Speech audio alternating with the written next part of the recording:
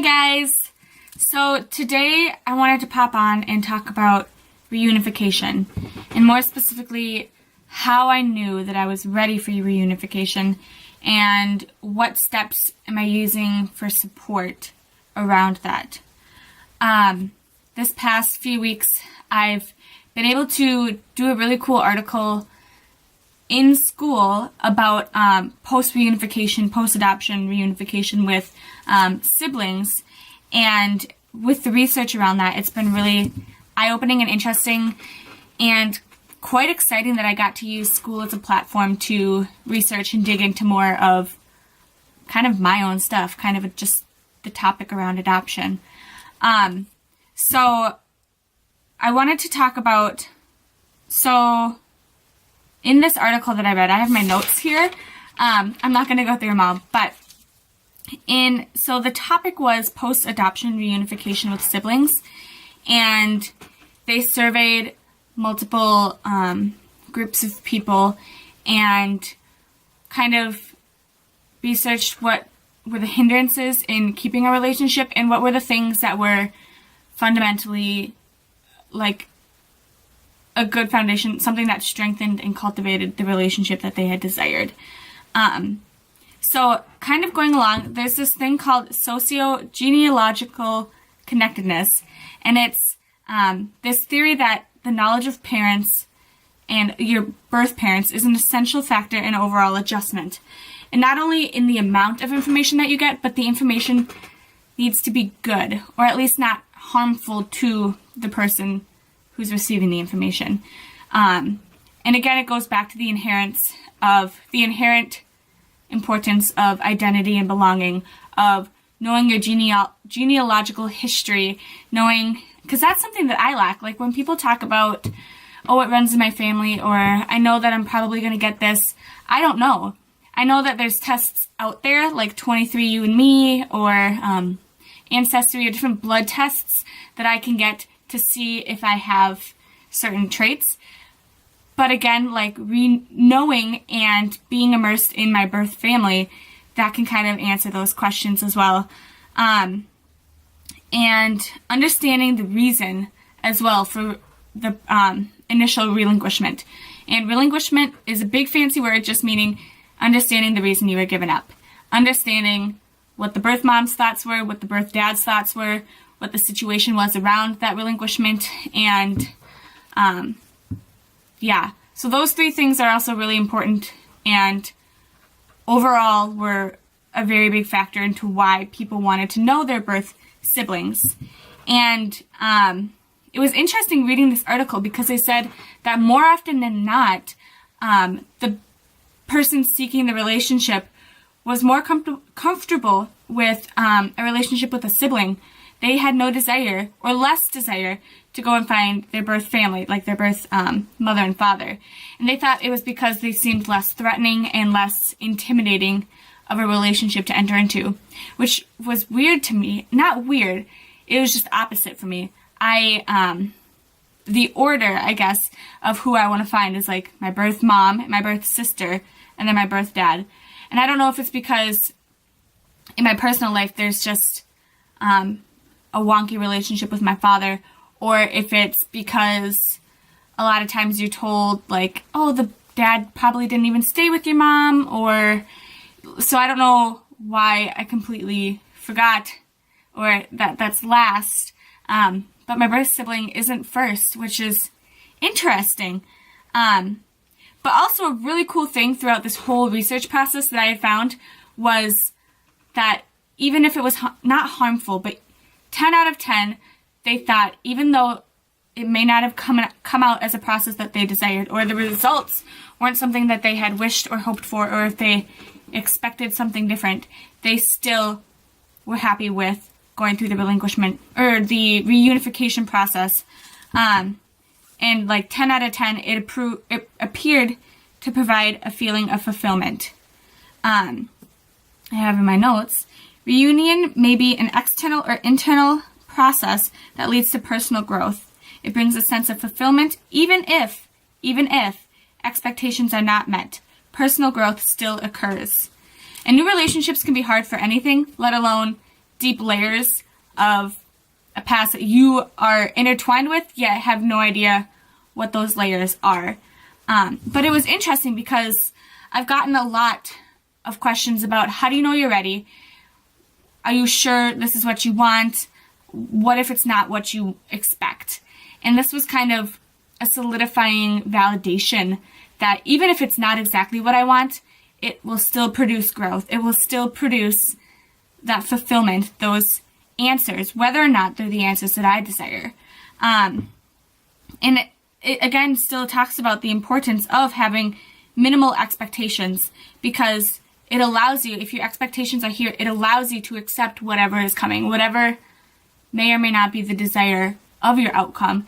It allows for whatever the reality is to sink in. And then you're not so disappointed. You can still be sad and all of those other emotions, but it's not so, what in the world is this?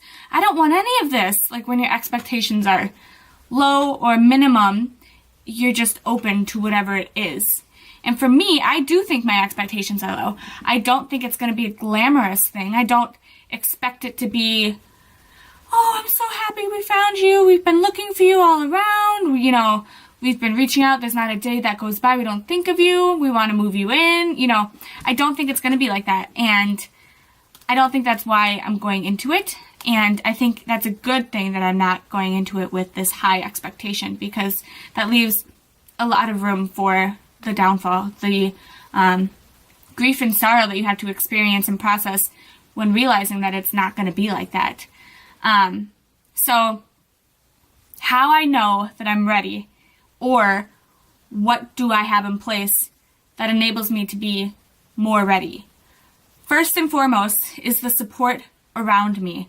That was a huge theme in the articles that I had read, that is the number one reason and number one way that this relationship, this new encountership, this new reunification can thrive and can grow, is do the people around you, do your family that you're adopted into, and do their family they're adopted into support your decision in going and looking, in going and starting a relationship, in going and working through whatever it is that you need to work through.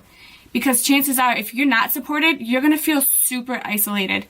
I'm really supported, and I'm so lucky that I am, but there are days where I just feel so alone. This isn't a grand old topic that you can go and say and sit with someone at coffee and say, hey, whoa, me too, yeah, I totally get that. It's not, and there's no, I'm kind of going at it with just, I don't know, just blindly. Like, I'm just going blindly. I'm just trying to make my own way and see if it works. And every day and everything I do is an experiment. And if it doesn't bring me closer to the reunification or another door opportunity, then it's just a failed experiment. It's just a error experiment. I go and try something else. There's no book I have in place of how to do it. So it can be very isolating, very lonely, very just sucky sometimes, really sucky, even when I have the support.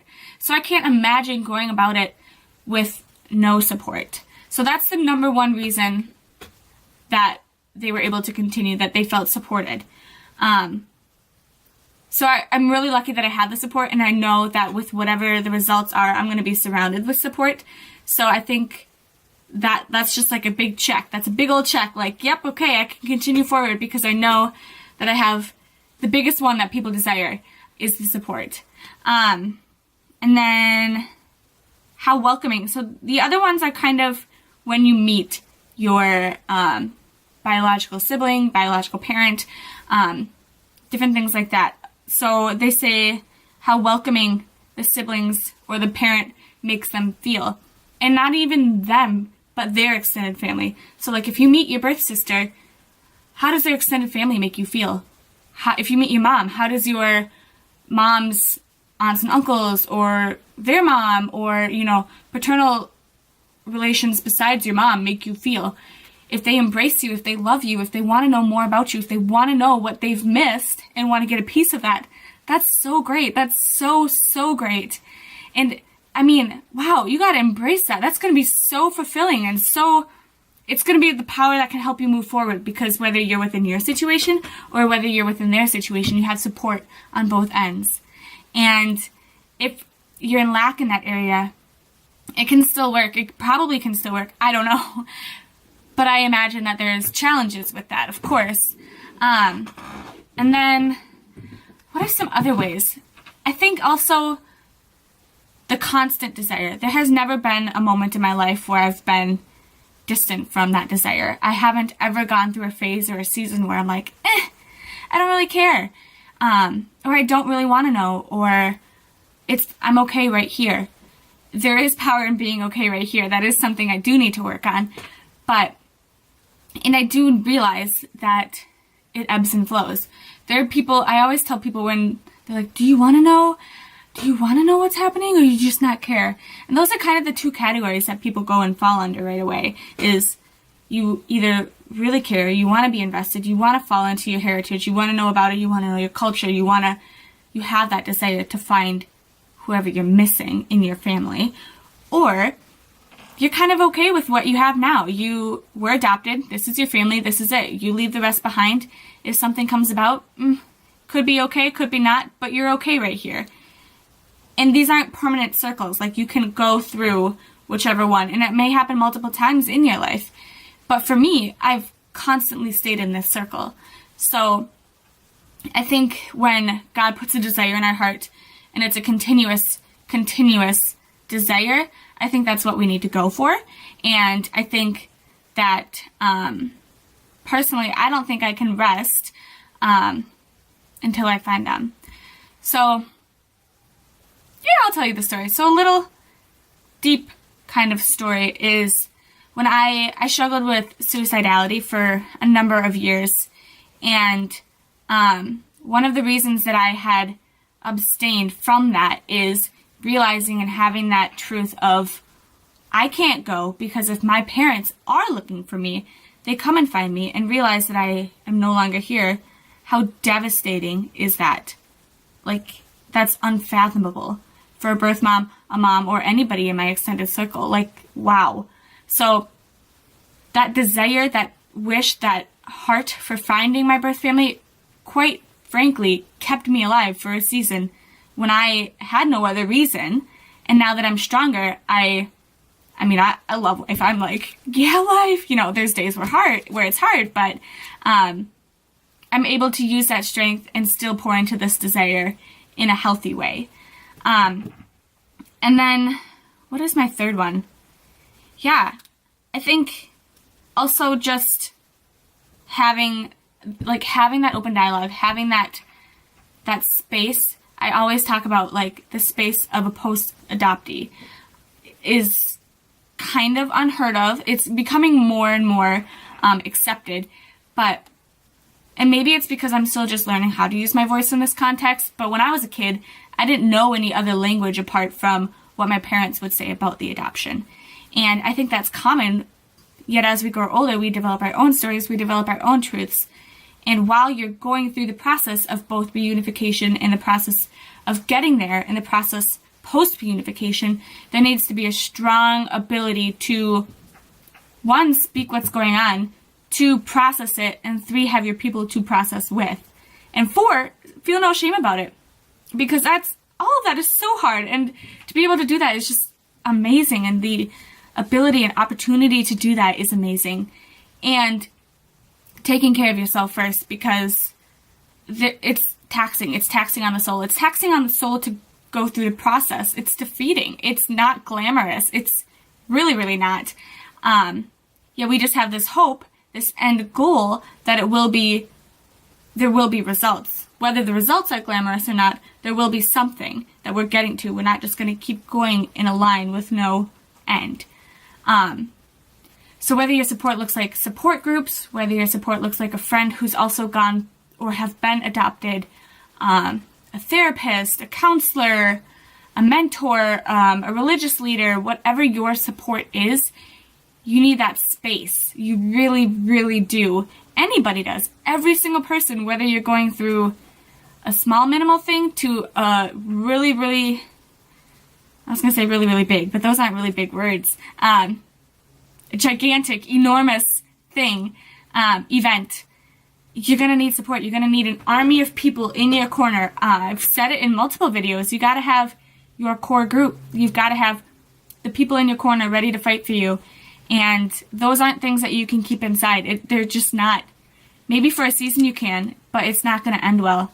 So, and I have my people. I have like a good system of support.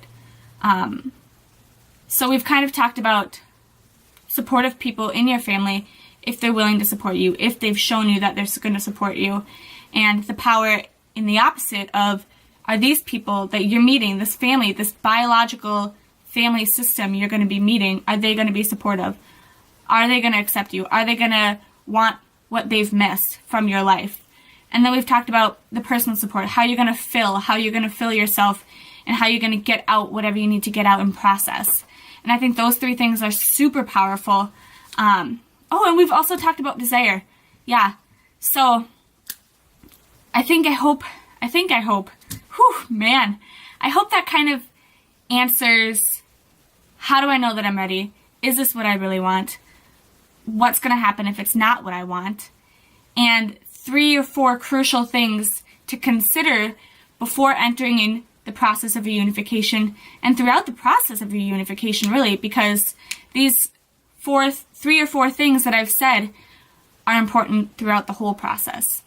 And I think the overall theme of this is, time and time again, 10 out of 10, it's been said that even if it's not the desired results, it has been life-fulfilling. It has been empowering. It has been life-giving, life-enhancing. It's going to provide fulfillment and personal growth. And, I mean, why not at that point, right? Because there is a need. There is a need. It's that genealogic connectedness. It's a desire within us. And with that and fulfilling that, like, there's going to be, and that's amazing. So those are the 3 or 4 ways that I have seen that I'm ready and that are crucial to think about when entering and when going through the reunification process. That's it. That's all I got for you guys. Okay. Bye.